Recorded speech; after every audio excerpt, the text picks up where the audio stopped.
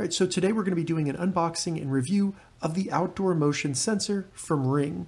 The outdoor motion sensor from Ring is an extra motion sensor that will allow this motion sensor to trigger your other Ring devices, maybe smart lights or cameras, things like that. Currently, the Ring outdoor motion sensor is $25 on Amazon, and check the description. I'll have a direct link down there so you can just click that and open it up. Now, in this video, we'll start with a quick unboxing. I'll show you how easy it is to set this up, not only in the app, but also installing it at your house, and then I'll tell you what I think about it.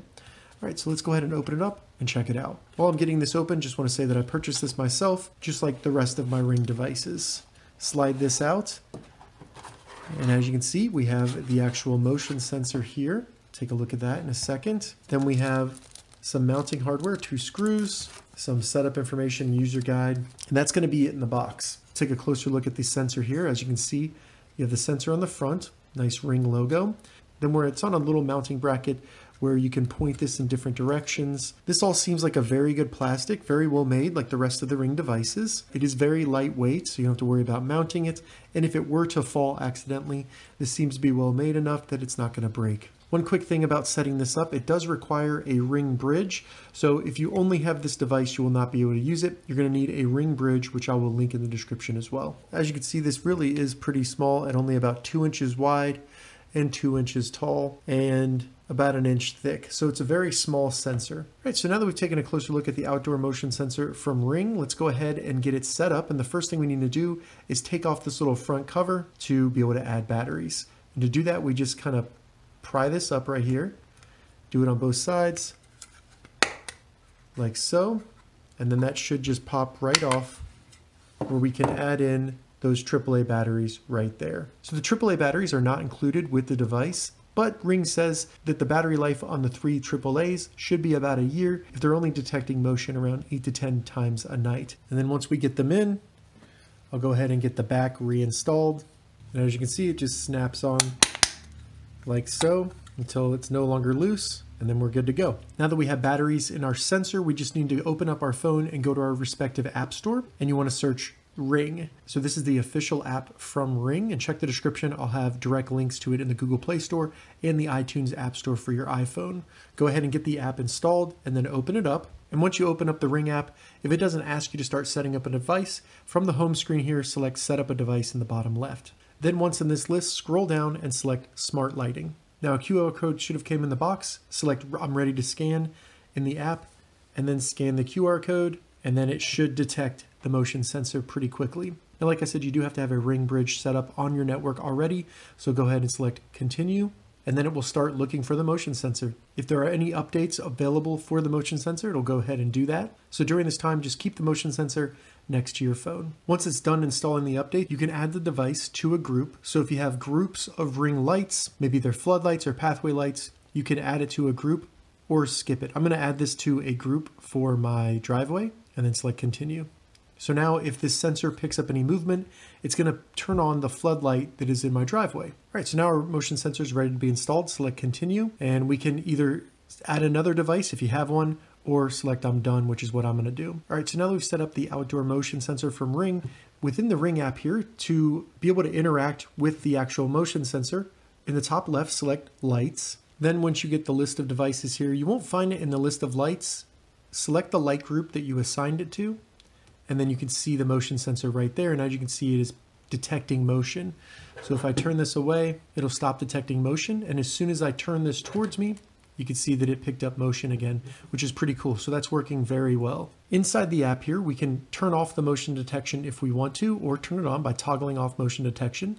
You also have event history, where in here you can see every single time that motion was detected, and then when it stopped detecting the motion. So you get a full history. You can even go into the calendar and look at different days, everything like that. Additionally, in the settings here, we have light settings. That's going to be more for actual lights. So we'll move on to motion settings, where we can go in here and configure how sensitive this actually will be. Now, they do have low, medium, and high, but if you go into custom, you get even more sensitivity levels, up to 5 different levels, so that you don't have to be limited by the 3 here. So just keep that in mind. I'm going to keep it at medium though right now and see how that works for me. After motion settings, we have linked devices, and this is where you can have this motion sensor turn on groups that are outside of the assigned group. So this is currently in my driveway group, but if I want it to turn on other groups when it detects motion, I can do that by simply toggling them on. So it's just warning me that that will drain the battery on those devices, but that's okay. So now between these activation times, if this senses motion, it's not only going to turn on my driveway light, but also the lights in my front yard. After that, we can go to device health, and this is where you can see the battery level and also its connection status with the bridge. Then finally, we have the general settings, and this is where you can change the name and also the group, or remove this device from your Ring account altogether. All right, so now that we've gone through the Ring outdoor motion sensor, let's go ahead and get it installed, and then we'll see how it works. And one quick thing about installing, you can remove the bracket from the actual sensor here by just getting a small Phillips head screwdriver, sticking it in this hole, and then you can unscrew this. And then you should just be able to pop it right off like so. So now we can get it installed, and then you just simply pop this right back in there, and then it will be mounted to the actual mount. So now on this tree right here, I've mounted the bracket, and all I need to do is just push it in, and now it will stay where I put it. Right, so as you can see here up on the tree, I have the motion sensor mounted. So now I'll step back and we can see it work and turn on the lights. All right, so I am outside my house and the sensor is just in front of me. First, I'm going to turn off the sensor, and you can see where the light above my garage detects my motion, and then I'll turn the sensor on, and you can see how much earlier it turns on the light above my garage. It's off, disabled, and now if I start walking forward, you can see I gotta get much closer before it turns on. Now I'll turn the sensor back on, and when I start walking forward, it works, and it turns it on before I even get up all the way up the driveway. So that's exactly what I want. It's perfect. All right, so as you just saw there, this sensor works really well, and it turns on the Ring floodlight above my garage around 20 or 30 feet before the sensor on the actual floodlight would trigger the light to turn on. So that's really useful, and I really like that because if anyone comes up my driveway, either through walking or driving, that light will turn on and illuminate the area for security and safety reasons. So a couple things about this device. I've had it outside for a couple weeks now, and as you can see, it's got some dirt on it, but no issues with it getting wet in the rain or getting dirty or anything like that, or too cold or hot. It has worked great. The one issue I have had with this is with the range to the actual bridge. I do have this fairly far away, around 300 feet, and it seems to randomly disconnect about once a day. So I'll get an alert on my phone that says the sensor is offline, and then it will come back online about an hour later.